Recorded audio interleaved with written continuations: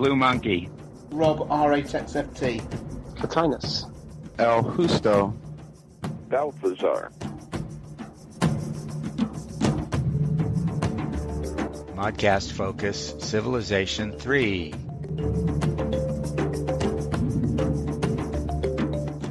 Hello, this is Bruce. I'm known on the forum as Blue Monkey. Hello, this is Rob, known on the forum as Rob, R8XFT. I'm Jonathan, and I'm known on the forum as Plotinus. Hey, I'm Johnny O. People know me as El Justo. It's pronounced. Okay, El Justo. was- That's the Spanish pronunciation, right? I've always thought of it as El Justo. You're not the first one. Oh, I hate How embarrassing. I shouldn't have admitted to that, should I? It's okay. It'll be in the final cut, that. I'm sure it will.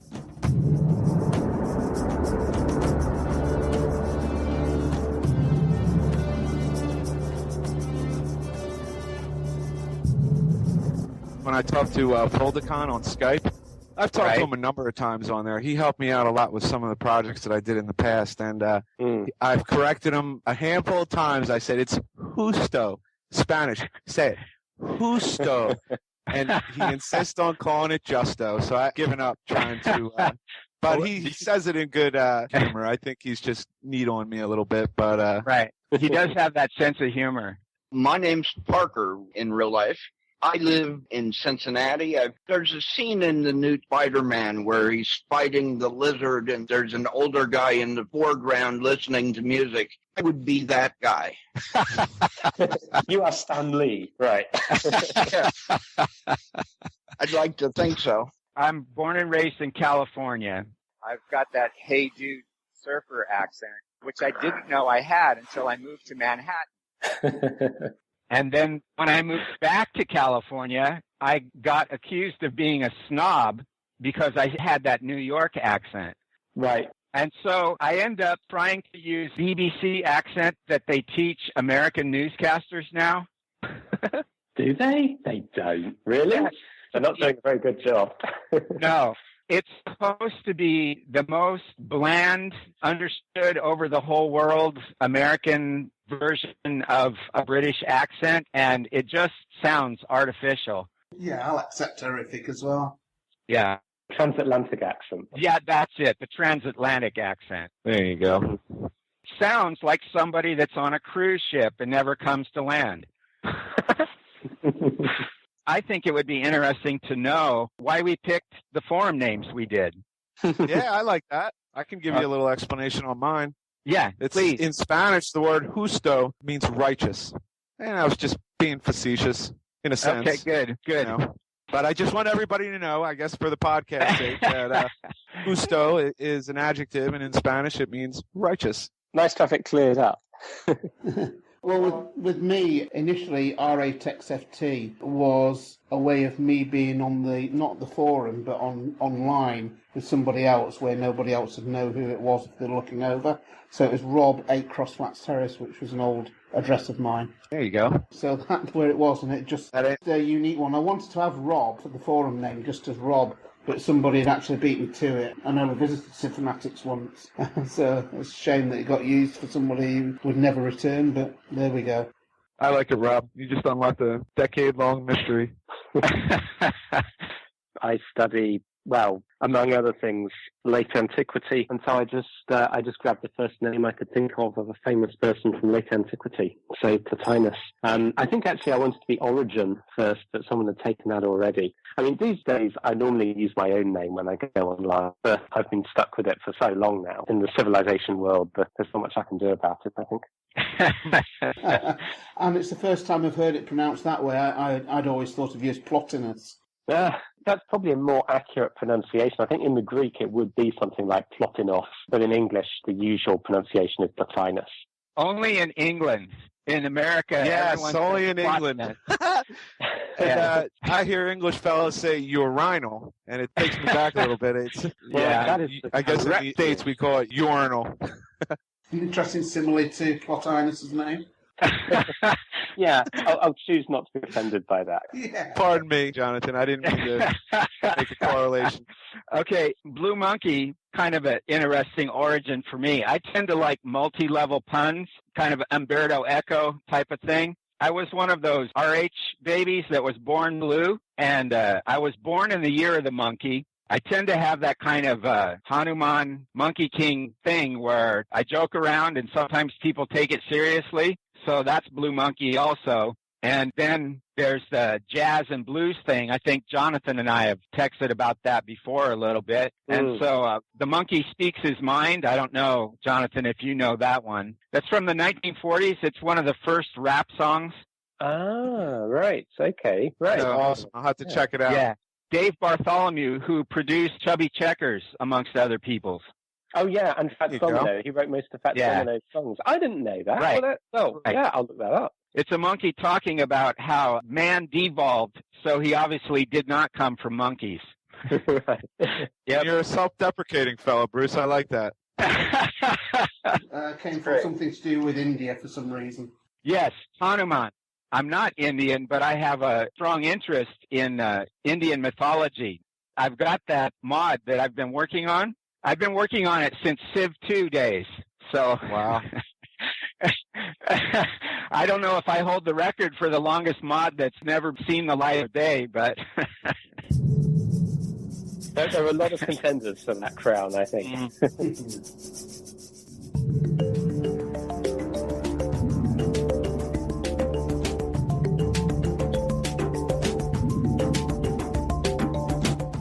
How we got into modding.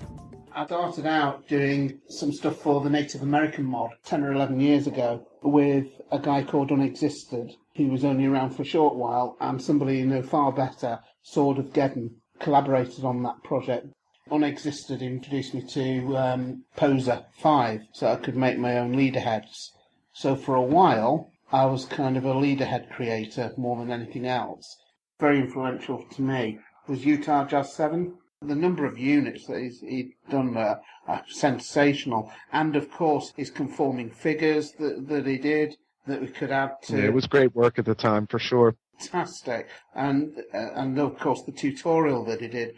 From his tutorial, I started doing units. So I don't know if you guys remember, certainly in the earlier days of Civ 3, people only did one sort of element of modding, it seemed. So the people who did leader heads, the people who did units, the people who did buildings. So I wanted to do a bit more than that and try and do every sort of element, which is why I started doing Anno Domini. And obviously I've done several iterations of that along the way. And I'm now doing a version for Civ 5. Do you mod Civ 4 as well? Like, do you go back and forth between 3 and 4? No, I did a couple of leader heads for Civ 4. And I mooted about doing Anno Domini for Civ 4, but nobody was really that interested in it. If I started up a thread, just sit there and nobody'd respond. So I just thought there wasn't the appetite for a mod like that, certainly at that time. Interesting. And I came back to Civ 3, where people were very much up for another version of Anno Domini, so I did that. Case of partly catering to my audience, but it was also a case of why bother going to the lengths of learning new coding and new systems, etc., when nobody wanted it anyway? I agree totally. That's part of my sentiment about 4 and 5 and trying to make stuff for that. I did a version of Anno Domini for Civ 5, pretty much well received. If you add up all the downloads through the different channels, it's had about 20,000, which isn't bad. Wow. And so, that sort of spurred me on to do a Brave New World version, which I've been working on today, actually, before the call. Hopefully the full version of that will be out in about a month's time. Okay, so you're a busy beaver. Well, unlike the Civ 3 versions, it's got something like 70 or 80 Civs in there. Oh, wow. And the Civ 5 community is really buzzing at the moment, so there's lots of people coming out with lots of new ideas, kind of trying to integrate some of those into my mod. Completely different sort of world to Civ 3 modding, I would say. How did you get into modding then, John? I guess you go back to the early days about, I'd say, 2002, I think I got my first Civilization game. And it was Civilization 2. I got hooked. The turn-based strategy game was so awesome. And in college, I was a history major, so I've always had a pretty keen interest in history. Fast forward about 6 months, and I say, I got to get Civ 3. It's out. And I ended up Play the World. I fast forward a couple more months, and I got the full Conquest. Absolutely hooked. And I went onto the forums. I found the Civilization fanatics. It was like a revelation. Well, I started playing Civ, I don't know, when Civ 1 came out, and then moved to Civ 2 and Test of Time. Then when Civ 3 came out, I couldn't wait to buy it, and I got Civ Complete. I signed up and saw all the incredible stuff that people made, and I was totally blown away. I didn't even mess with the editor or anything like that with Civ 2, or even when I originally got Civ 3. So I guess I was browsing some of the forums and seeing a lot of the scenarios that were created, and the game to a whole new level for me. I always thought that I could make something even better based on what I saw on the forums. And I guess I reached out for some help in the early days. You guys remember that guy, Rokote? He was a really cool guy. When I first started opening up the editor and all the folders and stuff like that, I used to send him messages, and he was always so courteous. And he was an old guy. I don't know if you guys realized that he was in his 70s back then. And I don't know if he's still alive. Probably pushing 80 by now, and he would send me notes periodically saying that he wasn't doing well. But needless to say, he the gold standard for many years in terms of scenarios. So naturally, I tried to lean on him, and he was very generous. And to this day, I still use a lot of the stuff that he says, just the organizing everything. And he was a big inspiration for me in terms of keeping at it. And that's really what it is when you're putting together these big projects. I started with Civ 2 and the flags. The whole idea of the flags, the event flags, was really amazing to me. And then they had a contest. They provided a map of India, and whoever could come up with the best map of India was, going to win recognition, I guess, basically. So I decided, because of my interest in India, it's like, okay, I will try that. And then I'm so slow at developing things. It's Civ 3 came along, and that was a Peloton that had that contest, and I discovered Civ Fanatics. And the community at Civ Fanatics just seemed so vibrant, and everybody, like you were saying about Rokote, to me seemed like mod gods, like the Eric Claptons of the mod world. And I got scared. So I'm like... Yeah, it is a little daunting when you first come in, for sure. Yeah. And so I started thinking, well, if I want to do a mod, how can I get all of these amazing people to help me? So I had already been doing some desktop publishing 2D graphics professionally, and I thought, well, it's not too hard to figure out palettes, and tech icons aren't that hard. So that's where I started. And then I had done a little bit of mapping also in the flesh world, the real world. So, okay, I can use the editor and make maps. And I think the first map I did was the Rise of Asia map, and got a lot of compliments on that from people like Yoda Power. So that encouraged me. Civ 4 came out, Civ 5 came out. Rob was talking about moving over to those communities. And I thought about it. I didn't own the games, but I thought about, there's some interesting mods. I would buy the game just for the mod. But then I was thinking, I'm going to lose this community because the people are more important to me than any particular mod. So I guess the main reason I've stuck with the Civ 3 modding community is, number one, I already know how to do this stuff. And then number two, it's because of guys like the three of you. It's very kind of you. Oh, I feel affirmed. I have to say, Rob, I was so disappointed when you betrayed us by going to Civ 4. Yeah, I was a little disappointed too. That's why I had to bring that up. I soon turned round and came back to Civ 3 once I went. Yeah, you did come back. We see you. I wouldn't say that I, in inverted commas, went to Civ 4. I just tried to in the water with Civ 4. Yeah, I know. Yeah, you tell yourself that. You tell yourself that. That makes but I will tell myself that because one of the first things I thought when I put up the forum thread about Anno Domini for Civ 4, I didn't get the same response I would have with Civ 3. Because those guys would have at least said, and I see you trying something out, I got absolutely zilch. Came back to Civ 3, and it was all love and roses again. That's funny. I've gone through the same thought processes in my head with going to 4 and 5, and when you come back to 3.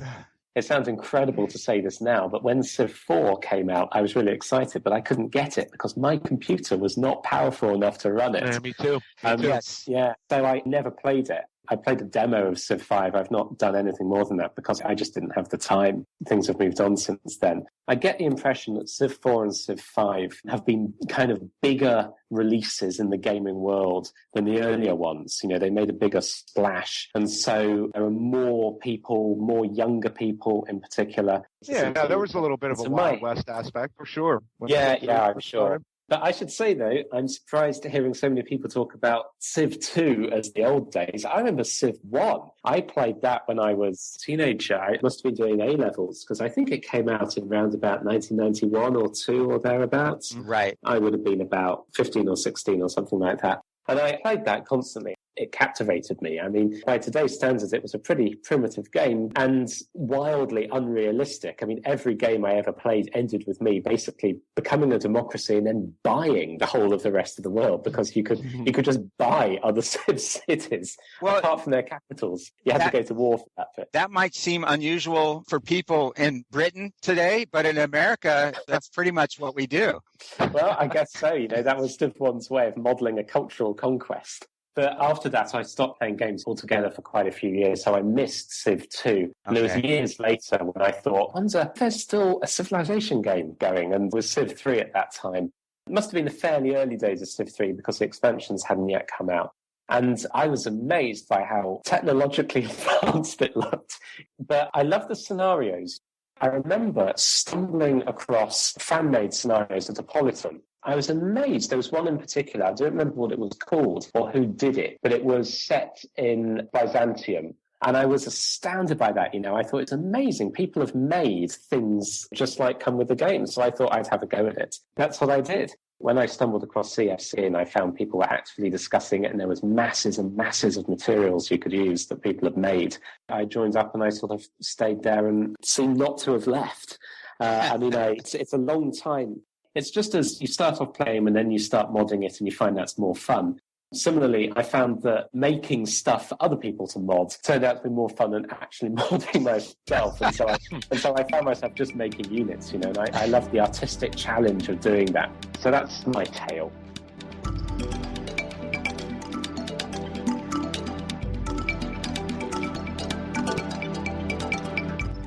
I have an interest, I suppose, in history because I'm an academic. Well, no, it's true. I'm an academic, but I'm a historian of ideas. You know, I'm a philosopher. So I'm not a historian of the real world or anything that actually happened. I only know about books. My first scenario I made, it was the Anglo-Saxon scenario, the Rood and the Dragon. And the reason I made it, actually, I was inspired by the Firaxis Sengoku scenario, the one set in the Warring States period in Japan. Is it called Warring States? That's China, isn't it? You see, that's right. How ignorant I am of history. And when I saw that, in fact, described before it even came out, I thought, that sounds fantastic. I bet they do one set in Anglo-Saxon England, because that's basically the same situation. And I was so disappointed when they didn't. I got this naive belief that they would. So I thought, well, you know, sod that, I'll make my own. So I did. And I really enjoyed doing it. The most challenging thing I found was looking up stuff from the period. People, events, places. It's a learning experience, isn't it, Jonathan? It is indeed. I was kind of into it because a friend of mine years earlier had been chucking out all his stuff because he was moving away. And one of the things I got from him was a big book about the Anglo-Saxons. So I just read it. That's how I knew about it. But the challenging and the interesting thing was not just learning the stuff, but working out how to turn it into game mechanics. You know, so here, for example, the book Beowulf. So what do I do with that? Do I make a unit called Beowulf? Do I make a great wonder called Beowulf? Do I make a technology called Beowulf or something like that? I found that a real challenge, taking these real things and working out how they work together as game mechanics, especially in a game like Civilization 3, where you don't have very much control over the mechanic, how the game works.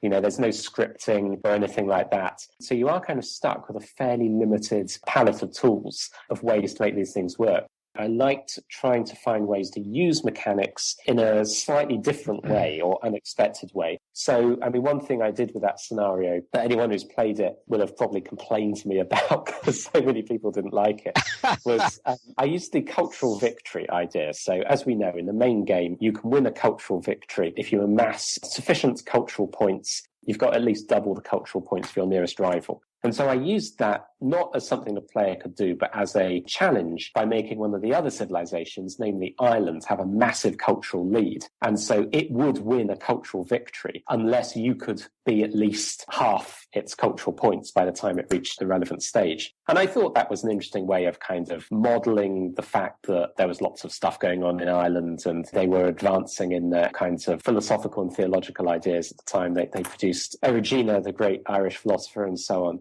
And I don't think anyone had ever done something quite like that before, but it was a way of using the tools we had. It seemed to work, so I got over clever with the second scenario, which was the desert and the mountains. So this was set in medieval North Africa. And that was an interest I had from my church history sort of background, I suppose. I edited and mostly wrote an enormous book, a sort of overview of church history. And I was doing that while I was doing the Anglo-Saxon scenario. So I just recently finished that. It all was in the final stages of like the final drafts and copy editing. When I was working on that book, I was really struck by the story of Christianity in ancient and medieval Africa, not modern Africa. So I thought, let's make a scenario out of it. Again, I thought, let's try and find new ways of using existing mechanics. And I did it in a very intricate and sort of elaborate way. Curious about this. For all these years, as an historian, I took a lot of classes and research and all that. Oh, yeah. How did you find, what was your base of research for that stuff? I mean, I always wanted to know that because, man, you're digging deep, bro. Well, I did my best. It was not easy. I can tell you, it would be, well, maybe you'd be surprised, maybe you wouldn't, how little information there is in the English language on a lot of that stuff. It was difficult. I mean, I went to the British Library. I was living in London at the time and I was doing a lot of research there anyway. So I went and sat and I ordered up everything I could on a lot of this stuff. And some of it, I mean, there was pitifully little. And what there was pretty obscure and published by weird little presses you've never heard of. And that if you didn't have something like the British Library to hand. I want to jump in and make a comment related also to the modding community. I honestly don't remember who it was, but I remember at one point having a discussion on the forums with someone that accused you of making a fantasy scenario because one of the amazing units you made was the Ark of the Covenant. And there was a special victory for Ethiopia that had to do with the Ark of the Covenant. It was Beta Israel. Yes. One of their special victories was destroying these icons held by Ethiopians. Yeah, yes. One of which was the Ark of the Covenant. Yes. So someone accused you of making a fantasy scenario, but it was obvious from their comments that they weren't aware of that whole aspect of the particular church that's in Ethiopia that the fringe historians say was founded by the Templars and all that sort of thing. This is how people learn. That's one of the things I really like about something like Civilization and about something like these scenarios we've made, because we've all made things that reflect our own interests. I've had people comment, particularly on The Rood and the Dragon, the Anglo-Saxon scenario, that playing it opened their eyes to a sort of world that they didn't know about. And, people have said, I've gone and bought a book to look into this more. And I think that's fantastic. And that's why I made it. These are great stories. They're great worlds. And we like to share them.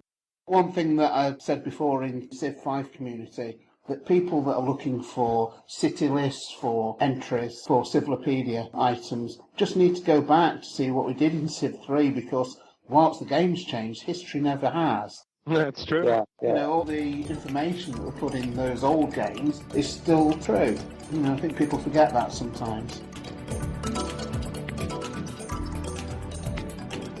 John, you should talk about the challenges you face with your scenarios, because the number of downloads and I think the number of posts on your threads kind of outweigh everyone else's put together. I've never seen such consistently popular scenarios right from the word go. I mean, it's amazing the amount of interest and excitement and love for your scenarios you've managed to maintain over a very long time. Those are kind words. Thanks, Jonathan. It's also one of the most complex scenarios, and I think really pushes the game engine. Yeah, there are some elements where we kind of pushed them. The Age of Imperialism is my little baby. I did an undergraduate thesis in college on the Philippine-American War. Spent probably a good year and a half or so really digging into a lot of primary resources, and I even went down to the Library of Congress in D.C. and looked at microfiche and all that stuff. I really immersed myself in that era. And it's a very little-known era of American history, number one. That time in American history really captivated my imagination. During the course of doing the research, kind of like the way Jonathan said when he was immersed in his scholastic endeavors, you can kind of get a little preview or like a getaway when you dive into the Civ stuff. So it went hand in hand. When I was doing the research, I was kind of formatting how I would lay out a scenario with the United States at the turn of the 20th century, a period in which America kind of rose up on the international scene. And it started with the war with Spain. And I guess to get back to the Philippine-American War, it was kind of intertwined with that. So I guess as far as my research and design went for the scenario, it evolved over time. I made several versions of the scenario, and the first one was extremely rudimentary. There was a guy who actually made and titled it Age of Imperialism. I'm trying to think of the username, but I remember messaging with him. He wasn't around very long, and I told him that I would help him with it. He told me, I can't do this anymore. Take it over. You do whatever you want with it, prior to my first version. But let me fast forward to the point where I try to organize everything. It's can't put into words how daunting it is to get a scenario of this scale organized. And it took me probably a good year and a half to really harness everything with the spreadsheets and the overall game mechanics. As layered as it may seem, and despite what a lot of people might suggest, I did want to try to keep the game as basic as possible. And as basic as possible, I mean build and conquer and not really deviate too far from the base Civilization 3 game style. That might seem a little rosy to say that, but I guess it would boil down to just building up your empire, putting together armies based on all the different classes of units, and I guess no fluff. That's what Voldemort always used to say to me. He gave me a lot of great feedback in addition to all the graphics he did. I mean, the latest version of AOI surely wouldn't be what it is without him. I've always taken the opinion that come off as kind of crass. I really don't care what people think about it, whether it's good, bad, or indifferent. I mean, I enjoy putting it together, and the gratification for me is intrinsic. Once I finish it and put it up there, there's a certain element of satisfaction that trumps any kind of, oh, good job, or this is great. From visualization, point A to point Z, to have it complete is extremely gratifying. Yeah, I know exactly what you mean. We've been talking about scenarios, and I think I have like 6 different scenarios that haven't seen the light of day yet. And with the complexity, for me, one of the hardest things, but one of the most rewarding things at the same time, ever since childhood, I've had this fascination with creating little worlds, and I get really involved in terrain. And I think that's probably the number one stumbling block for me is to take the steampunk Africa scenario, for example. There's probably at least half a dozen terrains that need to be created for that. And there are a lot of questions around that. It might seem really simple, but to take Savannah, for example, do I make that a separate terrain? Do I make that a forest? Well, I think that's your artist. Yeah. But also it goes back to my mapping interest, because I see maps sometimes that it's like, doesn't that guy understand there needs to be a rain shadow behind that mountain range? Things like that. And it's even harder with another one of the steampunk scenarios, Scepter and Orbs, which is sort of the steampunk interplanetary romance. Mm-hmm. It's like, okay, how do you take this limited palette of terrains that are available and have Mars Barsoom be completely different from Earth and completely different from the moon? Balthazar, you did some amazing things with the maps of Mars. Flamand was working with outer space maps or something. I just did a map to see how many different types of terrains I could put on one map, and that turned into the basic map for the steampunk mod, the Lost Worlds map. And one of the things I discovered there was that you could actually separate out LM terrain and make it a whole different world than the regular terrain. One thing I noticed when I was working on the interface for the World War II stuff, John's recent project, is that we have a real deficit of advisors. We have hardly any. I had to make military advisors using photos. I've even thought about running a contest for advisors and pop heads. One of the things I've thought about doing, but another one of those things I never got around to, I forget who did it, but I've seen in a couple of scenarios where people took leader heads and turned them into advisor graphics. I did that for the steampunk mod using some of Rob's work. That's what I was thinking of, yeah. Yeah, I've done that too, yeah. Likewise, but what you actually need is some slightly different expressions for the advisors. There's like a shocked expression, for example, that they have, which isn't part of the leader head animation. So I did actually do some advisors somewhere along the line. I think it might have actually been for the first version of Rude and the Dragon.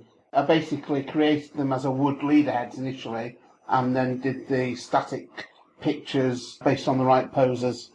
Yep, you did. They're still in there. I did the same thing for my Desert on the Mountain one as well. I made the advisors for that myself, and I actually quite enjoyed it. In a way, it's easier than leader heads because you don't have to animate them or anything.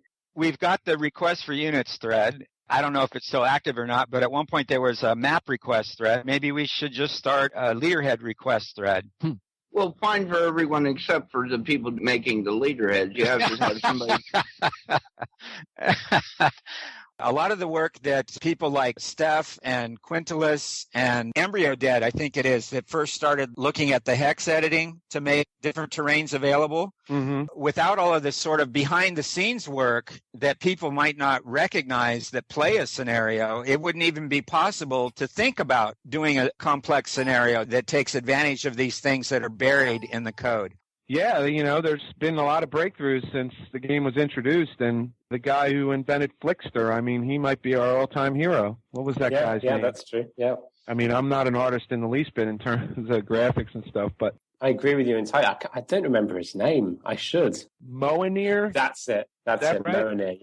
Yes, you're right. Yes. Saying that right. Yes, that's right. I mean, such a simple little program, but so vital. Or you can probably guess what I'm going to say is so important as well as Kimboat. Yes.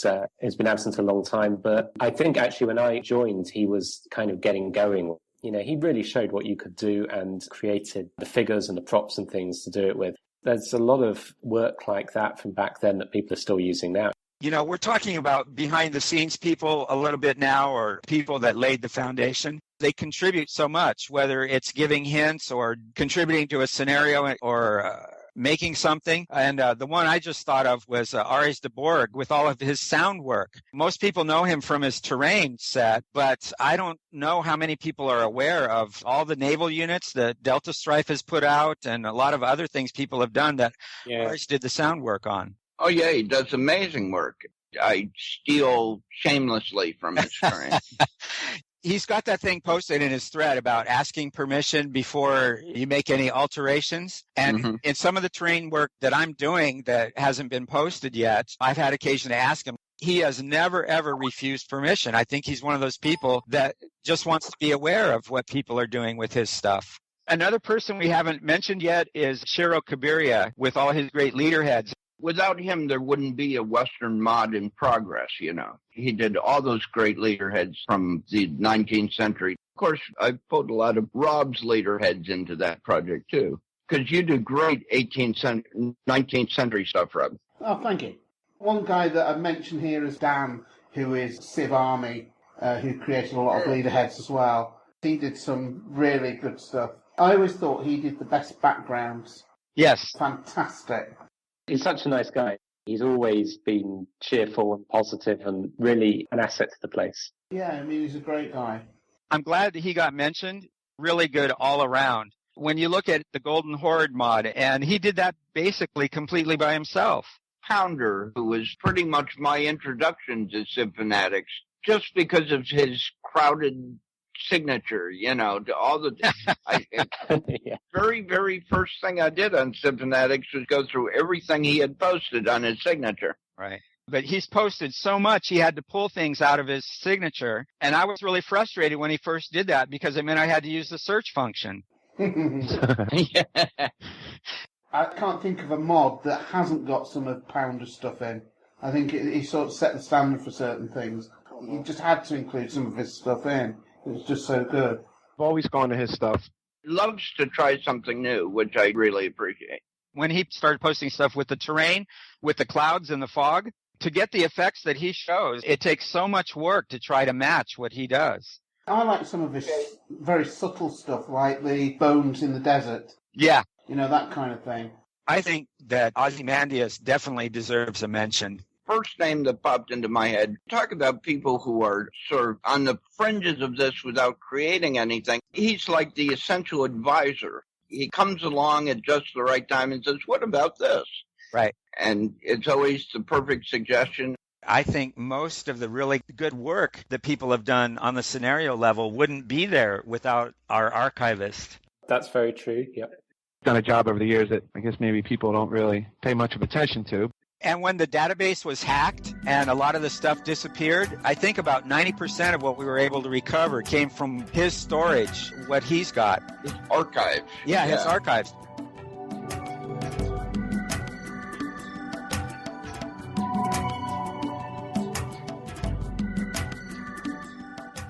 I definitely do not mean it as a criticism about Jonathan's Africa scenario. I always forget the name. The Desert and the Mountain. Yeah, Desert and the Mountain. That scenario is really frustrating for me to play compared to Age of Imperialism because the map is so small. I'll tell you why I did that. I did that deliberately. And the reason I did it was because I was very impressed by a scenario by Quasimodo, the Lord of the Rings one.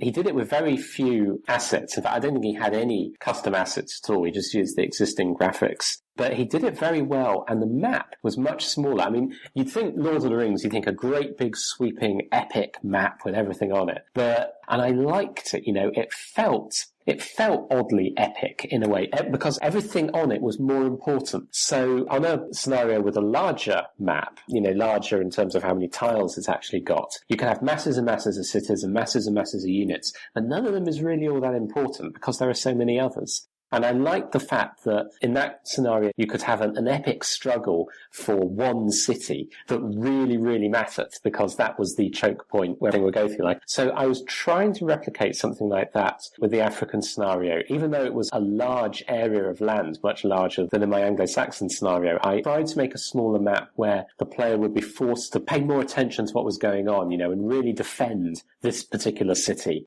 or really capture that one, or whatever it was, because they would be more meaningful. I don't know if I succeeded, but that at least was the deliberate intention that I had with that decision. I think you did a good job on that. The frustration for me is a personal frustration because I tend to like really large maps in general. I sort of developed this playing style where I build up my culture and wait for someone to attack me and then go gangbusters. And it doesn't work on that map. If I try to build up my civ, next thing you know, I've lost half my cities and I don't have access to resources and I'm pretty much gone within about 20 turns. Well, it sorts out the sheep from the goats, that scenario. I thought one thing that you did with Rude and the Dragon, which was really clever, was the invaders, where you told me that you had them needing to build a unit using 3 particular resources that were only available in Britain. And that's how they would invade, because they're desperate to get at these resources. And I thought it was quite a clever idea. Well, that was the theory. I so wish we could have had scripted events because I wanted the Vikings to invade a definite time and cause havoc, and they just wouldn't. And so that was one thing I tried, putting resources invisible to the player, useful only to the Vikings in the areas where I wanted them to invade. And sometimes they did. I mean, I tried so many different mechanisms to get that to work, and none of them was really quite foolproof. I mean, one could say that's part of the interest. You never quite know if they are going to invade or what, but it was difficult, definitely difficult to try to force the game to do what you wanted it to do that way. I thought it was very interesting, actually, as well, being completely immersed in that Anglo-Saxon world. And I think it was probably the best Civilopedia I've seen of any scenarios that I've read. I thought it was really well written, especially with all the different poetry items as well, and extracts from Beowulf, etc. So I was really impressed with that. Well, thank you. It's kind of you to say so. I did make a special effort with it because I had played a number of scenarios in the past where they were great scenarios, but there wasn't much information in the Civilopedia. And, I like browsing through those things. And I think it's what gives it the feel, gives it the atmosphere. Because basically we've just got a bunch of pixels on the screen, and you can have the best unit graphics in the world, but ultimately they're just a bunch of pixels beating each other up. It's our imaginations that give it life. how we imagine it to relate to whatever world we're creating. So I did want to try to evoke the world as much as I could. And that's why I included a whole load of quotes from Beowulf and other Anglo-Saxon works. Those were what sparked my interest in it. It's a great language, great concepts, great stories. And so I thought that might spark other people's interest too. And I think it did. Your level of immersion, Jonathan, is outstanding. I think that's complexity of the Cyclopedia and all that, the multiple layers and the immersion that you give the player. It's great work. I think the same thing is true with Anno Domini. I was kind of influenced by Jonathan's work and how good the Cyclopedia was. I found as well, with my methodology of working, when I was working on Anno Domini, did all the bits as I went along, if you see what I mean. If I created a unit, then I also at the same time did the Cyclopedia entry for it. I think a lot of people didn't do that because they were so hooked up on rushing out the next version of the mod that I missed out on some of these bits that do make it quite important, really. Jonathan was just touching on the concept that it's our imaginations, really, that are very important when we're playing these games. And when you think about it, in a sense, El Justo, your games are in the industrial times, my mod's in ancient times, there's mods that are base mods, but essentially we're playing the same game because we're working towards text that will give us a bit more science and all the different things that are available in the editor, possibly in a slightly different order. But it's the theme that really makes it more interesting. Because why shouldn't I play an industrial scenario? Probably because I'm not really interested in that era. But actually, the game itself will probably be very, very similar to a similar game that's set in a different era. I think that's one of the most amazing things about modding Civ is that we're using the same game engine. Yeah. Escape from Zombie Island is a great example. Well, in fact, both of those scenarios you just mentioned, both of them are examples of people really doing something new with a game engine, something that it wasn't designed for, but with great success. And it is so difficult to do that. What Pink Tilapia did with Rise and Fall of the Roman Empire was really quite astonishing. He finds a way to basically channel the player to play in a particular way and for particular things to happen and really follow the course of Roman history. The detail he put in it, of course, is what makes it come alive. And I think even more so, the Escape from Zombie Island, King Arthur, who is a great scenario maker, who inspired me quite a lot in the early days as well. Taking a game that is as constrained as Civilization 3 and using it to make something that not only looks different, but genuinely plays differently as well. That's the great thing with that scenario. It's not just we're going to call the cities buildings, we're going to call the armies individuals, and that's the only difference. It actually feels like a very different sort of game when you're playing it. And that was, I think, very difficult to do well. Such a brilliant and original idea, and of course Bouldercon took it and ran with it. But again, that's obviously something for which the game engine was not designed at all. But they found ways to do it, and it was difficult, but it works. Brilliant. A lot of the work he's done on polishing other people's things as well. I mean, he's improved a lot of my units and things, and a lot of other people's as well. So he does some really good work, and he's very, very accomplished at it. He was a technician in his prior life, dental technician, so he was used to working with precision stuff. He applies that to everything he does. He really took me to another level in terms of scrutinizing stuff, and not just graphics, just multiple levels of stuff, and I owe a lot to him. I want to make a scenario that would appeal to different sorts of people. Yeah. My interest. There again, like Jonathan was saying about reflecting the particular culture in the scenario that you designed, the Indians sort of have this approach to history where it's not so much a chronological list like we would do in Europe or the United States. For them, there's this connection back to the myths that turn into myth. I just wanted to include that in the scenario, which is probably why and now it's on the order of 15 years I've been working on it. It's like Rambushan, the rise and fall of the Mughals. Right. Is that how you pronounce that? I've never actually known how to pronounce that. Anyway, he was working for a while on the idea of a scenario which would be set in the Middle Ages, but it would be set in the mythology of the Middle Ages. So it would be set in the world as medieval people believed it was. So the map would be based on the Mappa Mundi or something like that, and there would be mythological races in other countries like dog-headed men and blemmies and things like that, and centaurs and so on. But it never made it, unfortunately. But I always thought that would be quite a fun scenario if it had ever happened. It would be fun. Everyone has their own style of working, too, though. If you've got the Spider-Man scenario going on behind you, it's not quite the same as being able to sit and go piece by piece by piece by piece. That made it interesting. It's kind of in the background at the moment, but the group work that we did on the steampunk scenario was really interesting because with three of us, King Arthur and you and myself, with our styles being so different, it's made for a really interesting kind of partnership. Yeah, that still exists, but it needed more skill than I had at the time to bring to actual fruition. So I've that on the back burner. Right. Same with me.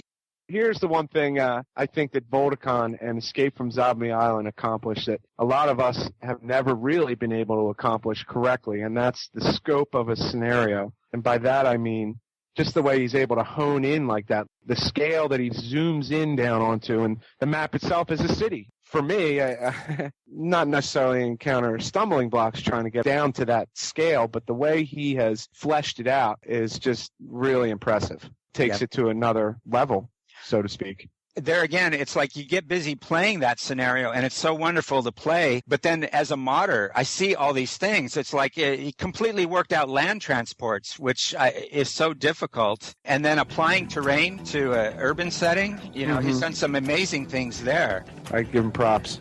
Yeah, absolutely.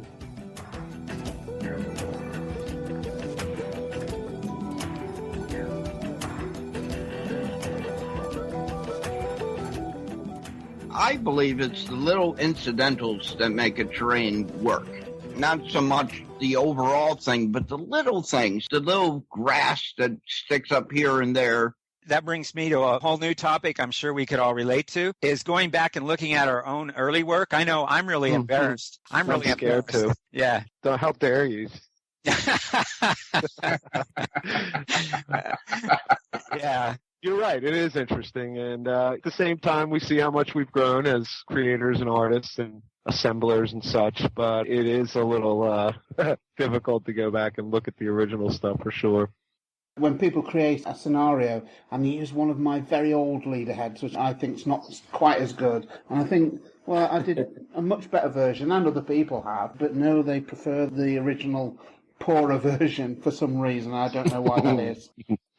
Sometimes people see something in a piece of work that you don't. I've sometimes used older versions of units in preference to later ones that the same people have done, just because they weren't necessarily better, but they look more like what I wanted. Yeah, so, I agree with that. We can be our own worst critics sometimes. I think that's true because Shiro Kuburi, I'm pretty sure it was him, he recently posted something about that he needs to go back and redo all his units. And my first thought is like, no, create new stuff. Your old stuff's good. Yeah. Kyriakos does the same thing sometimes. He creates a new sort of style of doing things and says, I must go back and remake everything. And well, sometimes I quite like the old style. Very true. Yeah, I agree. Maybe those of you that have actually done scenarios and posted them might want to talk a little bit about the work in progress part of doing scenario design. What that is like to post something that isn't finished and have people tear it apart. Well, I'll tell you, my experience on that is I've never really been one for WIP threads, mainly because I would always try to spend any kind of time chronicling or reviewing spent with the editor and all that stuff. With that said, within the last couple of years, I've kind of changed my course a little bit just because the game is so old. And if I can post updates on there in the public forum and it generates some enthusiasm and some posts, that's great. I do it now mainly because it's almost classic.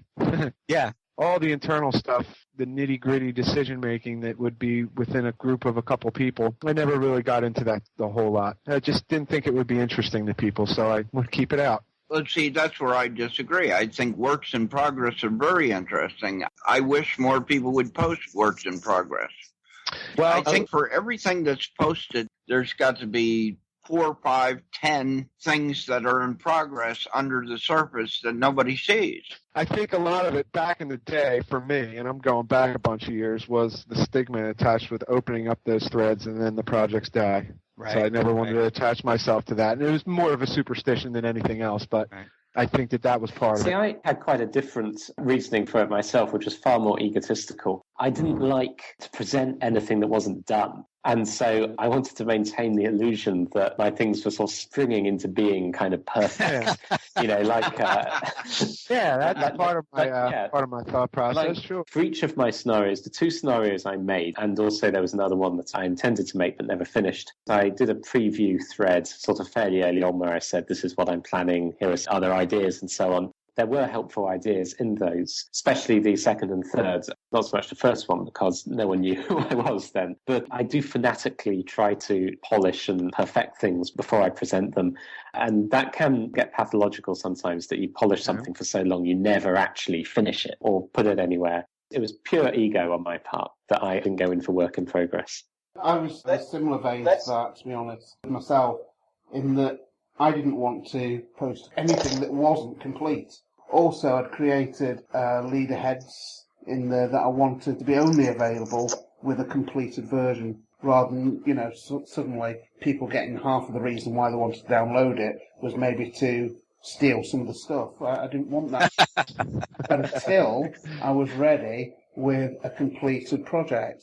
And I think there was a lot of people, certainly at the time, were posting such rushed versions of things, just full of bugs, and I didn't really want to be associated with people that were creating things in 5 minutes. Yeah. Just so they could get a comment or two about how it was. Well, it's unfinished. Go back and finish it. The early days were like that to a pretty big degree. Loaded with bugs and not much thought or passion put into it. I think that's okay if it is actually a work in progress and they continue to make changes, but there's a lot of stuff that gets posted and abandoned. I'm talking about in the early ages when Civ 3 was still on the shelves. I see. And not Civ 4. Very early ages. I don't want to knock anybody for trying to put something together for the community, but a lot of it was intentionally rushed. Rushed to get it to the market. Right. For each of us, the most bizarre scenario idea you've had that will probably never get made. For me, I don't know which of any of you are familiar with the Church of the Subgenius, but I've got this idea for this really weird 1950s Cold War scenario mod, but with the Men in Black and the Reverend Bob Dobbs' Church of the Subgenius thing where a whole religion has been built out of the 1950s ads. Yeah, I can hear by the chuckle. You're like, make it, dude. I want to play that. For a long time, it'd be fantastic to make a Doctor Who scenario in London using the Escape from Zombie Island sort of approach. But there just aren't the units. And I never really had time for it. And I know people have tried similar things, but I thought something like that done with all the detail and everything could be fantastic. But yeah, I never had time to start on it. Probably just as well. I've tried to lay out a London map several times, and the problem is that the streets just don't go in the right directions.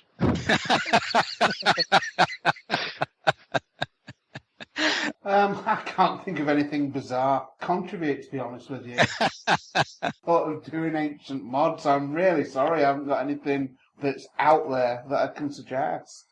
Well, that just goes to show you're the most sane of all of us. I guess the one quirky thing that I've always wanted to do in the back of my mind was there's a great Native American history here in my region of the state, all within the Delaware Valley, which is the Philadelphia area and South Jersey and southeastern Pennsylvania and parts of Delaware. The British, the Dutch, the Swedish, a variety of different European colonizers came into contact with the group of Indians based out of this area here, and it's good local history. It wouldn't really be in the same chapters as my large, grand scenarios that I do with all the different countries around the world, but that's probably about as exotic as I've ever brainstormed. Well, I made those autumn trees for a Sleepy Hollow scenario idea I had once. I suppose, really, if we're talking bizarre, I was the guy that brought out a Jasmine Delaunay leader head. You certainly were. We all remember that. Yeah. I guess that was probably as bizarre as I got. Funny, looking back at a very old leaderhead that I didn't do, but drifted many, many years ago, and it was my Yeah, I remember that, dude. Yeah. leaderhead creating, was the Euroconon that he did, and it wasn't using anything like Poser, it was just a couple of the existing leaderheads that he'd kind of amalgamated from Firaxis. But I prefer that leaderhead, Kokonan, to any other sort of leaderhead for Finland for some reason. I've just got some sort of attachment with that, so it's interesting. I guess I'd say another group of people that we haven't really talked about too much that really paved the way for us was a lot of people that did cut and paste work or changing palettes work. Early days, where it's like cut and paste part of one 4-axis unit over a part of another unit. Mm-hmm. Yeah. Bebro is one that comes to mind that did a lot of really early work that maybe isn't up to modern standards, but I don't think any of us would have accomplished what we accomplished without people like that. Well, it's still being done. Wendland used a cut and paste technique on his recent flamethrower unit, getting the flames right. Yeah, and that's a very nice unit. That's where archives like Ozzy's come in so handy. It's raw material. That's true. He is good about that. You can ask him a very vague question, like once upon a time, wasn't there a unit that had some flames? And he'll give you 3 or 4. I hope he never uses his powers for evil. It's quite impressive, these memory powers. Do you think there are different contingents in the Civ group? The people who like the graphics and gameplay versus the people who just like the military possibilities of it? Well, there's definitely radically variant styles of play. When Conquest first came out for the Mac, there were a few of us that decided to do one of those succession game things, and I was totally shocked. Because my style of play sort of build really slow and build up the culture and that sort of thing. And having someone a couple turns later try to take over an entire another Civ in 5 turns, because we were doing 5 turns and then pass it on, it was a real eye-opener for me. Yeah, I had some good experience with SGs too, and man, I learned a lot. From pure gameplay standpoint, I definitely learned a lot. I've never done that. I think the big benefit for me, coming back to thinking about designing scenarios, is I want to make something that's interesting enough that people with a completely different style of play will still enjoy it. Yeah, it's just like life. There's wide variances of tastes and so forth. Different tastes for different folks. That's how I think that boils down to. I kind of got that idea when I was creating Anno Domini. People had different ways of playing it, and I felt that at one point, certainly in the earlier days, Civ 3, the differences between the Civs were mainly down to the units and a little bit to the attributes given. So that's why I built in different buildings that, almost like unique buildings, that each Civ could build. Yeah, you could differentiate it a little bit more. Yeah. And I thought that was important for people that might want to play a Civ that was more based on a military aspect. One of the reasons I did Anno Domini the way I did, with the different tech screens for different Civs, a different way of playing for the Indian Civs, for example, which Hugh Bruce helped with quite tremendously. Thank you.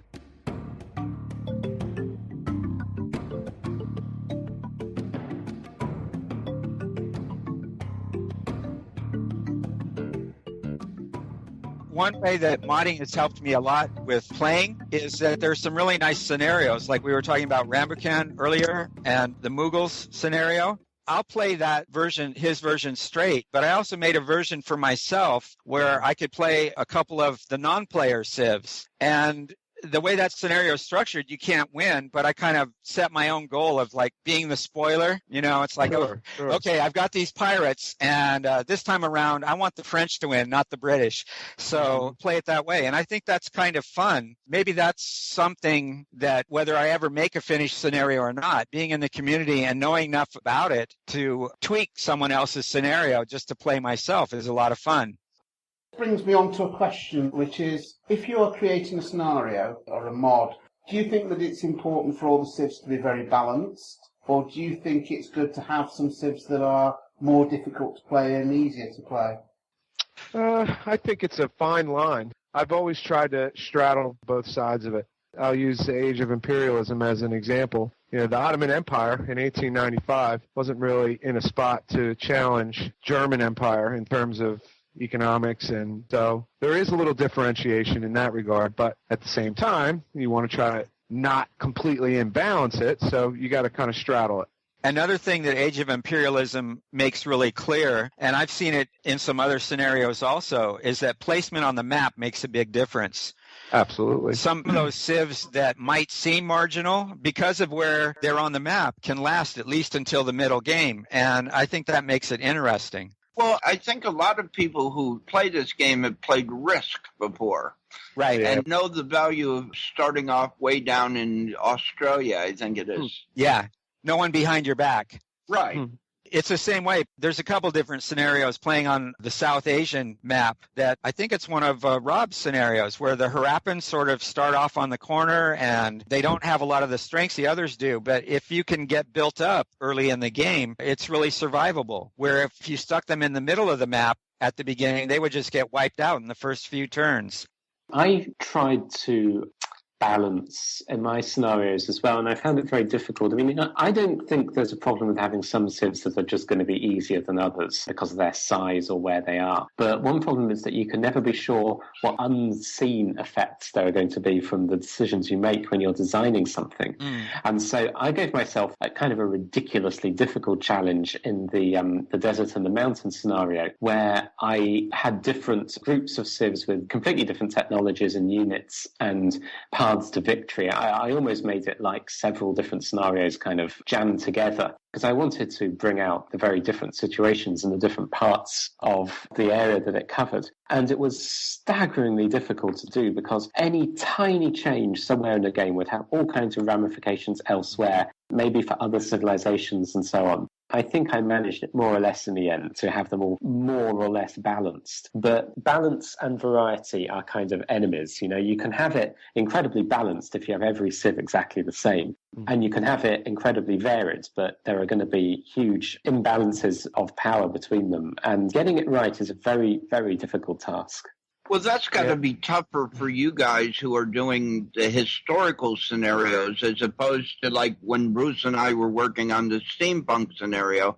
You guys had to try to duplicate history, right? Whereas we could go off in any direction we wanted. Right. When I deal with folks in the threads after I'll release something, and they'll not really henpeck about it, but they'll bring to light certain decisions that we made in the gameplay process of straddling the line. And I always fall back on, if this is the way history laid it out, then this is the story that I'm trying to tell. And yeah, we take a little deviation from it and go down a path where you might try to balance it some, but they'll ask me why the Ottomans can't compete against the same size civ like Germany or so, you know, in that vein. And I'll say, look, man, this is the way it was. It's almost like a fail-safe fallback in that history. This is the story that was written. There again, it's a question, like Jonathan was saying, of balancing the civs. A scenario that I play over and over and over again, I really love it. I'm like Rob in that I tend to prefer the ancient era, is the ancient Mediterranean. Yeah. My favorite civ to play is the Trojans. And every other civ has a civ-specific wonder that really gives them a jump by the time they build that. Well, the Trojans don't have that. What they have instead is a third civ trait. And it really seems to balance it out well. Gives you a little variety, too, as far as playing it and replayability and so forth. Yeah. Mm-hmm. I work oppositely to you, John, in regards to the reality side of things. In the mods that I create, because they're very ancient mods, starting off in 4000 BC, it's all about what could potentially happen. Well, I think you have a little bit more room for license freedom. More flexibility because we're starting off back in that time. And of course, people have mentioned to me, well, it seems ridiculous that a little tribe of British farmers can beat the might of the Roman Empire. And that's true in one respect, if you're looking at it from a purely historical point of view, what did happen. But the Romans were farmers back in 4000 BC, so there's always the potential for any of those groups to become and evolve into an empire. One of the other things that's good, of course, going back to, if I were to create a leaderhead for the industrial and modern era, people would be able to say, well, that's not very realistic because there's a picture of that particular person and we can match your leaderhead to the picture and it doesn't match up. Whereas in ancient times, no pictures exist of Taves or et al., so I can do what the heck I like. True. I think you're being a little hard on yourself there. Rob, when you were saying that, what I was thinking of right away, we were talking earlier about Shiro Komuri's leaderheads, and I really bugged him until he made this Emperor Norton leaderhead. And it looks nothing at all like the photographs other than the hat that he's wearing. But at the same time, I think he really captured the spirit of that guy.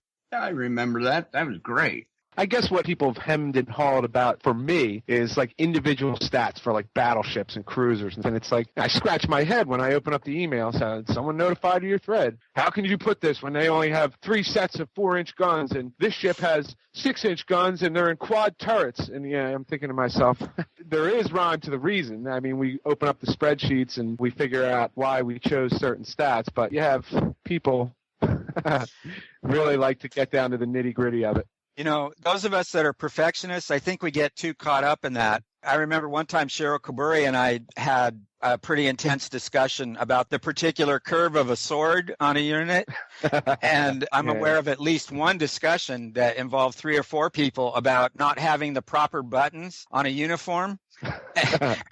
And you see it in some of the large previews that people do. And it's like, those are really cool previews, but by the time you scale it down to what you actually see in the game, that stuff's invisible. When I did work on the Cold War and the Age of Imperialism, there was a guy on the forums, his name is Clyden.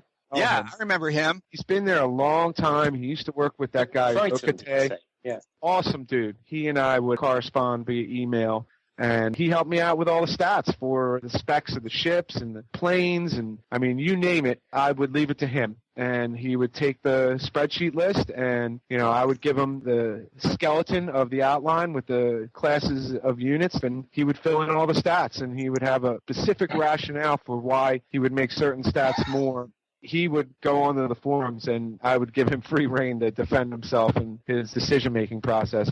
I never would have been able to get done these scenarios if it wasn't for him in terms of the guts of a scenario. So he was always a top-notch dude for me. Under the radar type of guy, just a pleasure to work with. At a certain point, we all have to let things go, whether it's having the wrong shape of buttons on a grenadier's uniform or not matching my favorite photograph of a historical figure, and look at the spirit of things and whether it fits in with everything else in the particular scenario.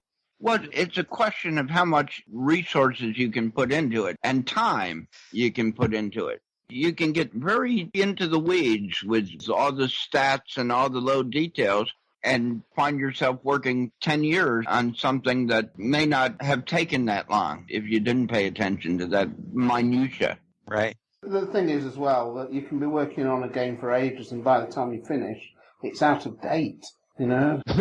Things have moved on. Yeah, but you know what, Rob? That's where I'll get back to my righteousness of El Justo. I don't want to come off as crass, but I don't care. For me, I'm not busting your chops, but I'm just saying, like, for anybody else, like, I do this all intrinsically, and to get it done and to put it up there, it just has a value unto itself to me. Oh, I totally agree with that sentiment. I mean, for me, I do mods because I want to play the game myself. I'm not really worried about what other people think about it. In the same breath, I'm encouraging you, you know, like, don't be so hard on yourself. Right. Stuff that we really love and enjoy, for as corny as that sounds. No, I think that's precisely the point. Over the last few years, I've had the chance to be around a few professional game designers, and they all come back to the same thing. That ultimately, you have to make the game that you would enjoy playing. Yeah. Yeah, and that's the beauty of it. I think otherwise you won't get that passion you get for modding. You're right. And I think a lot of the greatness out of some of the mods that have been created in the past, you can tell that the author was real sort of enthusiastic about the setting. Going back to Jonathan's work with Rude and the Dragon and Desert and the Mountain in particular, you could tell a real passion that he had for those different subjects. Same with you and the Age of Imperialism. All comes through. And it wouldn't if it was just something you were doing for other people's enjoyment, not your own. Thanks, bro. Or Escape from Zombie Island Complete. Right. Which is passion in a different direction. He's still fine-tuning it. Crazy man. Well, I don't know if it's because of the type of scenario it is or what, but working on that model of film series, film sequel is perfect because we've all got a version to play while he works on the next version. You know? Yeah. If he had held off, you know, if we had never seen Escape from Zombie Island and we were still waiting for Escape from Zombie Island 5 or whatever it might be, it would be frustrating. Of course, I find myself, this isn't ready yet, this isn't ready yet, this isn't ready yet. And I admit experiencing like this huge inertia pushing back at me from just saying, I'm not ready to put this on the website yet. Right. Just going back to the Civ 5 work that I'm doing at the moment for Anno Domini, I've had to put up a version because, unfortunately, I've been ill for a year, but people are wanting a Brave New World version of Anno Domini. So I've had to put something up there to say, look, I'm working on this, guys, there is work that's going on, just to not shut people up, but to give them something to play and to feedback on as well. Sometimes people can play the game and spot things that you just miss. Sure.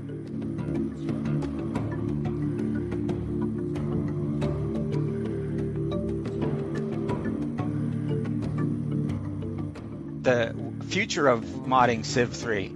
I think as long as we all kind of stick around and there's a decent number of us left actively on the forum, one of us will get the itch.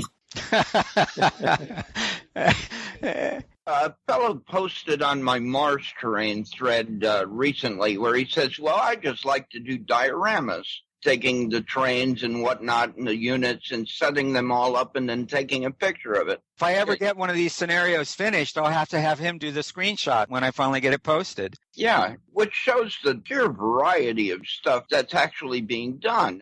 Yeah, and you know what really amazes all these people that might come in, or you see all this new stuff just continues to roll out. I mean, it's not at the same pace as it was years ago, but for a game that's been inactive for, what was it, 2005 when Civ 4 came out? We're almost at 10 years now where the game hasn't been actively the premier game by a Civilization franchise. So I don't see it really going anywhere. One way or another, I find ways of putting something into it if time allows. So from my end, yeah, I don't see it going anywhere. Well, I'm pleased to hear it, yeah. Well, a few years ago, someone, I can't remember who now, someone gathered some statistics on the forum. Both when Civ 4 and Civ 5 came out, there was a dip in the number of postings and so on in Civ 3, but then it bounced back and stabilized. And as long as there's a stable community, we'll probably be okay on that aspect. And I think as well, as long as people are coming out with some fresh ideas like they are doing, then it'll keep it thriving as well.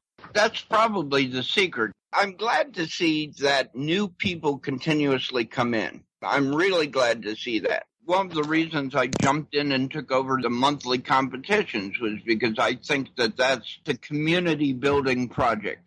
I'm big on community building. I think that's important to what we do. There's always new people coming up. There's always new people getting into it and finding it. I think as long as people want there to be modding, there will be modding. Have any of the units from Civ 3 migrated up into Civ 4 and 5?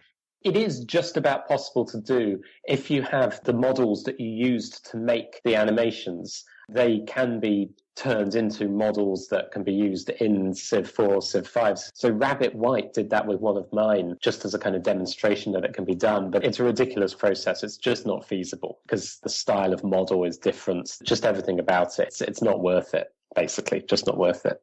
Which unit was that?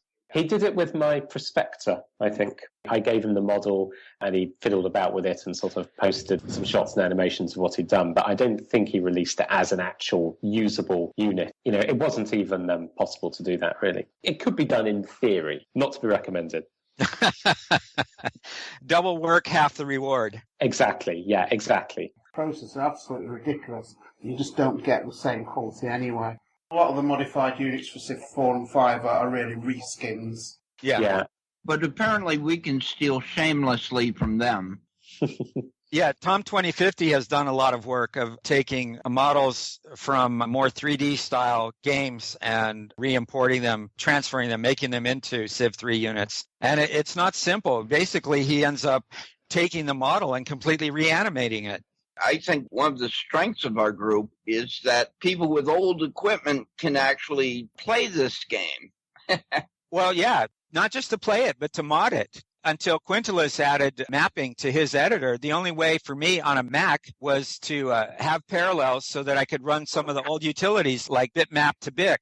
Yeah, It works like a charm. One of the things I've noticed over the last few years is whether it's new modders or people that just have questions or problems about playing a mod, it seems like there's a lot of people that lurk and have been lurking for years, and then all at once they're active on the forum. Oh, yeah, it's always been like that. Yeah, for every person who makes a comment on a thread, there are any number of people who download the thing without making a comment. So there's surprisingly high interest beyond what you actually see, I think. Guys like Tony Bosca, I think that's how his name is. Yes. What a great addition to the group he's been. What amazes me is I've noticed just within the last 6 months or so, there's people that show up and are suddenly active that have been lurking for years. We didn't even know they were there. And to me, that's one sign that the interest is still there in modding Civ 3 is the fact that people go beyond just lurking. It is kind of neat, all these years later, and poof, here they are. We're getting old enough, I think, as a group where we're starting to bring other people in, like daughters, sons, relatives, friends. And that's good. That keeps the group healthy, I think. I registered to the forum just because of what you did here, blah, blah, blah. Right. I lurked around the Civ Fanatics site for about a year before joining. There you go. There's a proof in the pudding that lurkers sign up and lead to bigger things. Conversely, there are those that sign up just to get a 10-year-old thread and say, have you thought of doing this with this unit? And it's like, well, the creator hasn't been around for like the last 8 years, so maybe not. The same way with some of the whip scenarios, the work in progress scenarios. I've seen that too. It's like a 10-year-old thread gets bumped is like, I can't download this scenario. And I'm thinking it's like, because it was never posted 10 years ago. They're doing good work. Yeah. But I'll tell you two things, though. First, whenever anyone bumps one of my threads from years ago to say, great unit, I just think, good, I'm glad someone still likes it. I'm not too bothered by it. But second, it can sometimes lead to things, because we were talking about Escape from Zombie Island. Well, that got bumped. That was a scenario that had been released by King Arthur and kind of disappeared into oblivion. And someone did a necro thing on the thread, and someone just passed by, and the discussion started getting up. King Arthur came back and had another go at it, and then Voldemort got in. So sometimes thread necromancy can actually lead to new stuff happening. The closing of SOC. I have the sense that a lot of the people over there were modders, and that had a big impact on the modding community. Yeah, the guy who set that site up, Marine Corps, he's another one who's from back in the day. He helped do a lot of archiving and didn't work with the database. He set up his own site over there and paid for the server and all that. And going back, he asked me to come over there to see if I could put some of my stuff on there. And it was a godsend for me because I used that server to house all my stuff. So when the site went down, I had to make sure that I retrieved it all because that was my lockbox for it all. It was a great little site, almost like a way station of Civilization 3 stuff. Mike kept that server up for a while. He put his own resources into that, and I asked him a number of times over the years if he wanted any money or I'd help keep it going, and he always said no. So sad to see it go. How long was it there? Probably close to 10 years. Right. Well, I used it for the same thing. I used it to stash a lot of stuff I was working on in case my computer crashed. And great place to show works in progress. One of the things I noticed is that there were some interesting conversations over there before people were willing to, or ready, I should say, to post whips at Civ Fanatics. It was almost like an alpha site before you were ready to post your betas. Yeah, there was a small group of regular contributors there that I guess were all kind of like-minded, and it was a good place to, like you said, Bruce, to bounce ideas off of one another. Sort of a quieter, more serious place, though. Yeah, I was thinking the same thing. There wasn't much peanut gallery over there. Yeah, you would be able to connect with a more direct group of people that you can enjoy their feedback more than the commoner, so to speak. Yeah, I think if you got over there, you were serious to begin with. If you found the thing in the first place, you were already into it. Mm-hmm. As opposed to a casual, I've been here twice and I'm going to lay down my opinion. And we were talking about lurking too, and that was a place where I lurked. I think I made 1 or 2 comments the whole time that site was up, but having been invited or discovered it or something, it was kind of cool being able to listen in on conversations before other people in Civ Fanatics saw what was going on. Mm-hmm. Yeah, I even had my own private forum there when I did AOI. We had a development playtesting forum where it was about a half a dozen of us where we posted playtest reports and fixes for certain versions and so forth. It was a neat little place, and I was sad to see it go, but that's life. I was very into SimCity at one point, actually modding that before I ever came to this game. There's a term for it, but a cautionary tale is the SimCity 3000 community, which used to thrive. They had tens of thousands of buildings posted, and all that just disappeared off into the ether.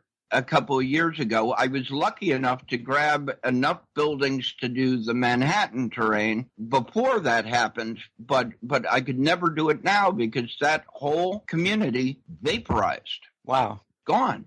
Wow. And there's a cautionary tale for us. Sure.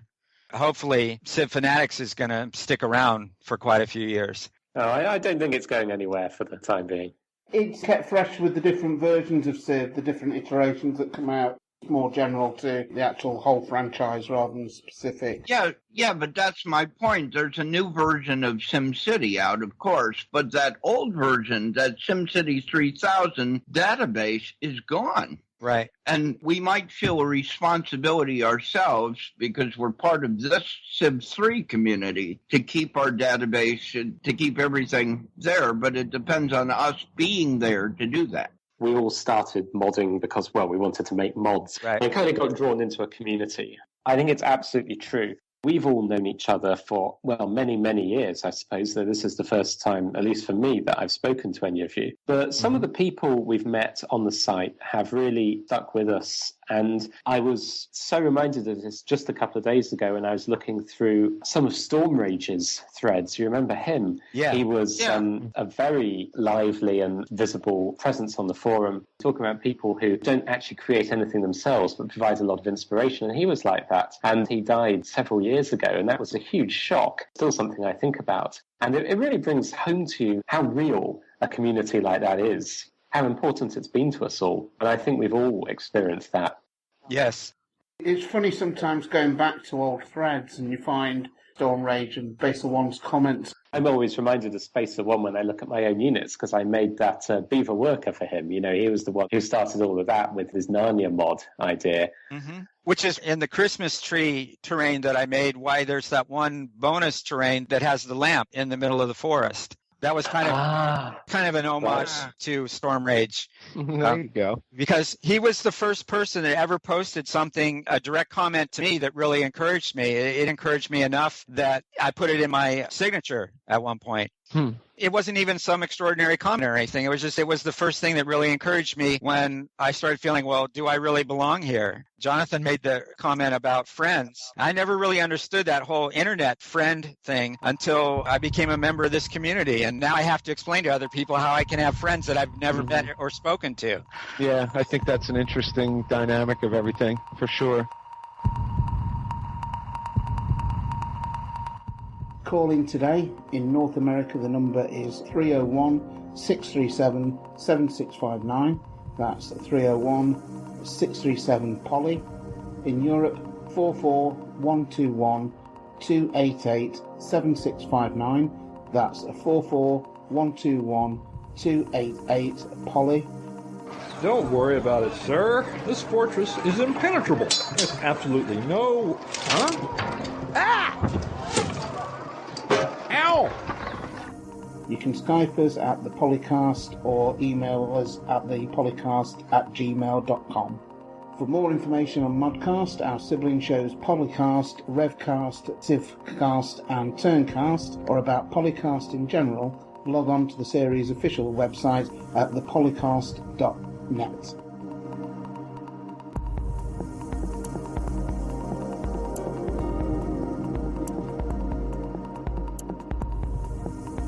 If there's anything about Voldecon's work, whether it's units or something else, it's not typical. Yeah, but my point was going to be I drive him crazy making changes because I'm an experimenter at heart. You're definitely an experimenter, and I'm kind of halfway in between because I love experimenting, but I'm also a perfectionist. You give me these great ideas, and then I got to go off and figure out how to do something pixel by pixel. Yeah, I'm the mad scientist, not the field guy.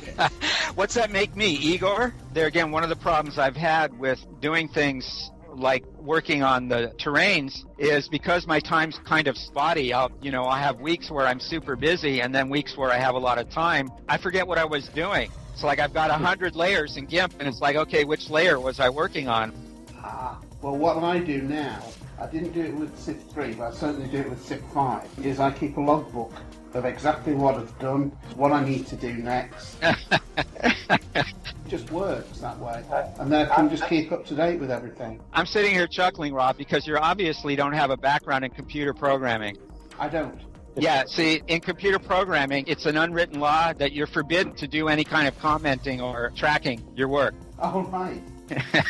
Being organised has always worked for me, though.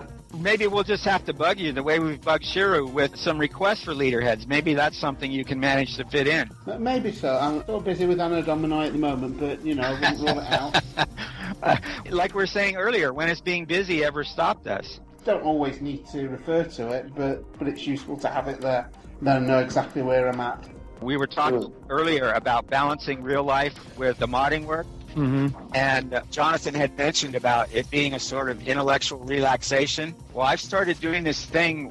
I call it the thing because there's not really a good name for it. I've kind of shifted academic fields, and I'm working in anthropology now. There's some really good work that's being done. I'm aware of it both here in the United States and a group that's in Berlin. People doing anthropological work, including participant observation in virtual worlds. It's like, okay, I'm sorry if I offend anybody, but I'm forced to play World of Warcraft for academic reasons. Someone has to do it. And when I get through with my World of Warcraft sessions, it's like I get up from the computer and half an hour later, I'm playing Civ. It drives you back to the game. Yeah, exactly, because it's relaxing, but it keeps my mind sharp at the same time. I got addicted to World of Warcraft while I was doing my PhD as well. I don't know how I finished that thing, but yeah, I got pretty far in it. There was a scientist a few years ago who said, well, the possibility that the world is a game program is perfectly plausible, at least in a metaphysical sense. The thing is, I'm sure that whoever's running the world now isn't working with game engine restrictions. Not ones that we're aware of anyway, but then I guess if you were a leader head, you really wouldn't know what game engine you were stuck inside of. I think if you're a leader head, you've got more serious problems on your plate. Like getting out of that frame. Exactly. A game like Civilization is a model of the real world. I mean, it's a very simple model, and it's a model that's distorted in important ways because it's a game, so it has different purposes. But it's no different in kind from far more complex models people use to try and understand history or archaeology or physics or anything, really. So, yeah, why not?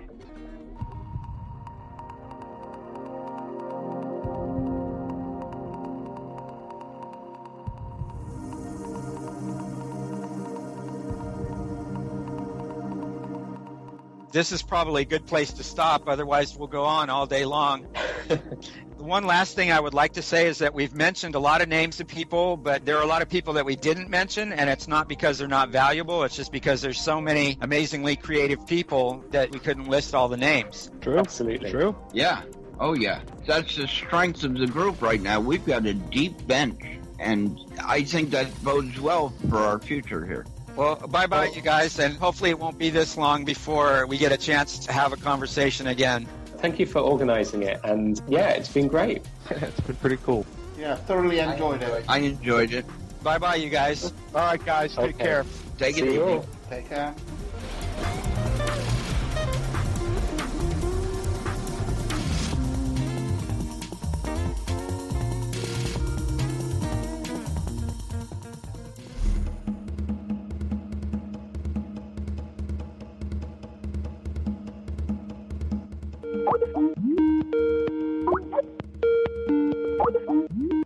Hello? Hi, can anyone hear me? Yeah. Excellent. So is that Jonathan? That's me. And who's that? It's Rob.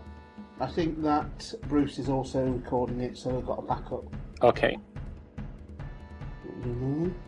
Well, it looks like we've got a problem with him. Are you getting that message from Bruce?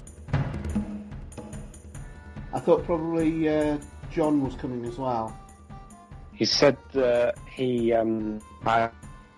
Hello, is that John? Hello?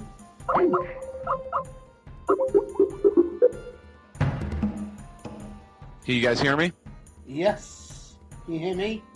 I can hear you a lot more clearly now, Rob. Oh, good. We got Jonathan and Bruce. I think so. I was just speaking with Jonathan just a moment ago. I'm here. Can you hear me now? Yes, hi, Jonathan. Hi. Does that mean are we all here at last? Hey, Jonathan. We've got all four Yeah, of I us? think Is that Bruce as well? Hello, Bruce, are you here? So who's here then? I'm here. Good, that's Jonathan. Bruce, are you here? That's probably a no. I think it is. I wonder what Bruce is up to. Okay, I think I'm back. Can you guys hear me? Oh, no, we can't. There he is. I'm joking. We can. Everything was fine. Then the minute I started the call, my microphone went completely dead, even in my Mac system preferences. Ah, that's weird. Well, technology. What? Can't live without it. Can't live with it. Exactly. Speaking of... Can I just ask... Oh, there's a problem with the call now, so... Hello? Yeah, I can hear you fine. Yeah, I can get you guys. Did he fall out? Yeah, I think we're back again now. Are you still with us, Bruce? No, he's got... no, maybe he's back. Are you back? Yeah. Right, good stuff. Okay. You think between us we'd have enough technical know-how to make a Skype call, wouldn't Right.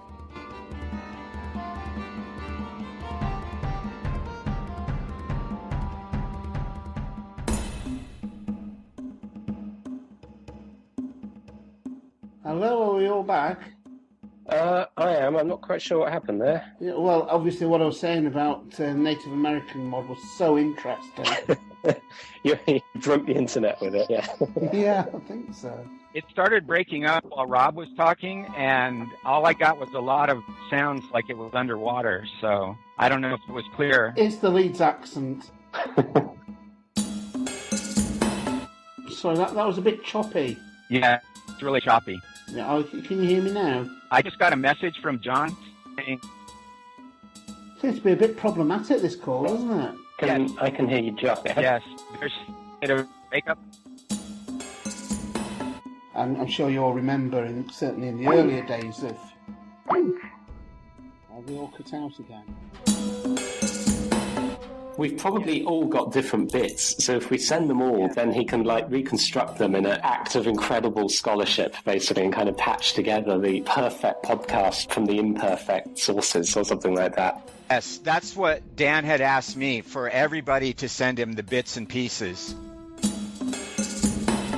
None of us have done this kind of a thing before, so we're probably going to step over each other's voices a little bit. But since Dan will be editing, I don't think that's much to worry about. It isn't. When he edited the one we did the other week, it came out in a completely different order to how we'd actually taped it. Sounded more logical, the edited version, I must say. But well, good luck to him, that's all I can say. Yeah, well, you know.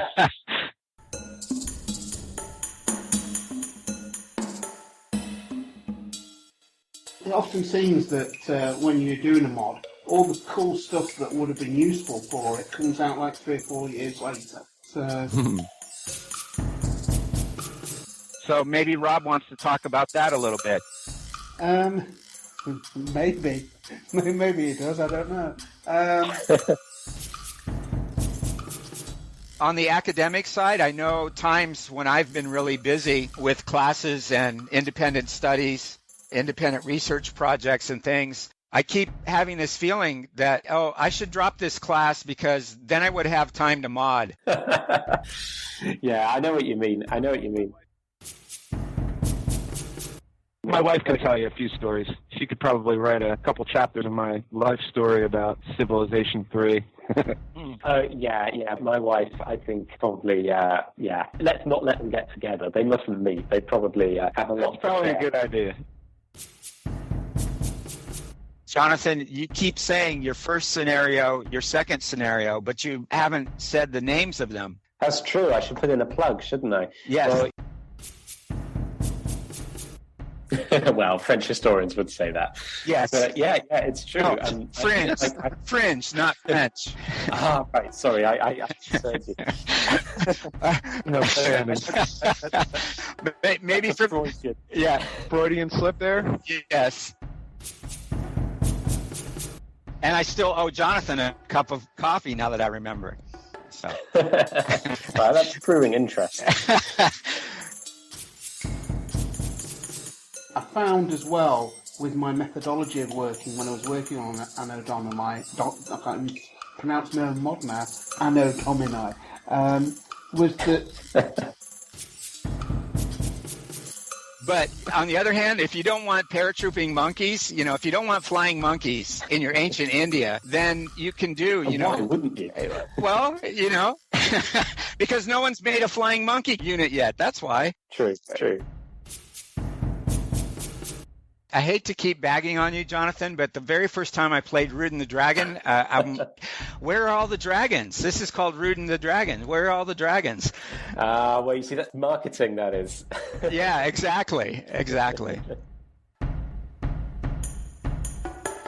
Balthazar just came online. Oh. So I think we're all going to shut up for a minute and let him add something onto what we've been talking about for the last, hour and 45 minutes.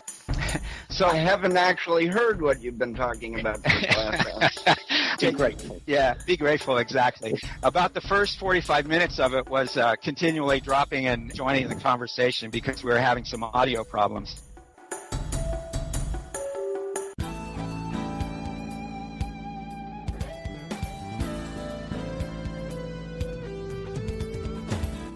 The steampunk mod started with, and I hate to dominate the conversation here, but the steampunk mod started with I want to interject here and say don't worry about dominating the conversation because we've all had a chance to chime in on some of these key things. And plus, Dan is going to be editing this extensother when we turn it over to him. So you can cut me in at appropriate point. Exactly. Right. I'll show my best side. The other thing as well is that since you've come on, the connection has been perfect. So, something's going right. No cutout. Don't say that, Rob. Don't. It's just tempting fate. Oh, right. No, sorry. I'm tempting Providence, aren't I? Whenever you guys need to drop out of the conversation, don't feel like you have to hang on. I think the three of us in the United States can continue talking. Well, it's only 4:20, so it's not bedtime yet. Oh, good. I'm fine for a little while. Good. We want to keep a bit of sense injected into this conversation as much as we can. Oh, wow. Okay. Got that. Yeah, You guys are a bunch of rascals. Sense from the country that gave us the goons. That's a good thing. Yeah, fair enough. That was before we were born, though. Yeah, you can't trust them. You never know what they'll do. Wait a minute. Who was that just said that you can't trust them? I don't know. That was some kind of gremlin in the machine. That was nothing to do with it. Okay. Now you said it enough. I recognize the accent. That's got to be Jonathan. Yeah. Okay, that topic died. Oddly enough, Womack's terrain was the starting point for all the terrains I did. Right. That shows up a little bit still. Ought to show up a lot. But It's a hard thing to do, man. Yeah. It's a hard thing to do. And I'm sorry if you guys heard my cat scream. Yeah, I did. That's cool. She has this bad habit of when I'm sitting at the computer, sitting directly under my feet. Going back to the movie metaphor, you're kind of at the director's cut stage on that scenario. Which one? Age of Imperialism? Yes, it would be the director's cut. You're right. And maybe I can try to put it on Blu-ray. But yeah. The Canadian government actually sponsored a thing about using Civ as a classroom tool, and Civ 3 mod was a big part of that. It was done by Aglo, wasn't it? Who we also haven't mentioned. Right. We're coming up on 3 hours just on this one conversation, and I think we could go on forever, but we do need to wrap it up at some point, and Dan posted his email, so whoever has a recording, go ahead and post it to him. I've got bits and pieces done by 2 different programs. I'll send him what I've got, but there's some chopping, maybe about 6 different files. Well, I've got one massive one. It's now 3 hours and 45 minutes, so he can have fun rummaging through that.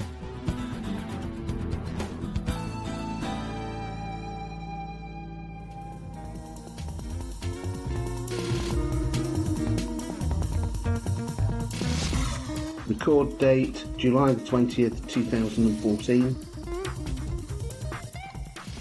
Civilization 3 clips copyright Infro Games Atari.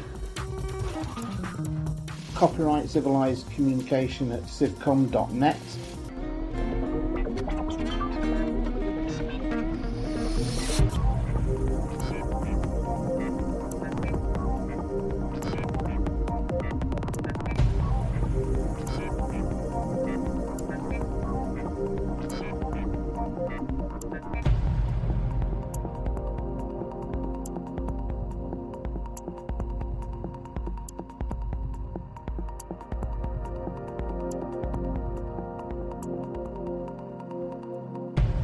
Bye.